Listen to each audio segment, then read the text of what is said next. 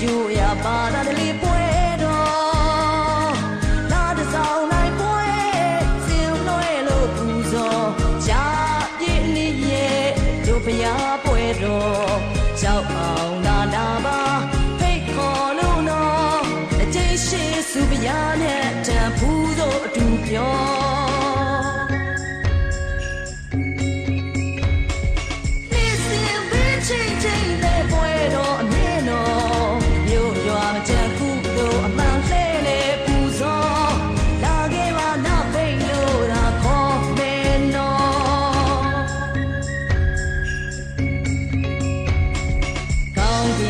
ဝေး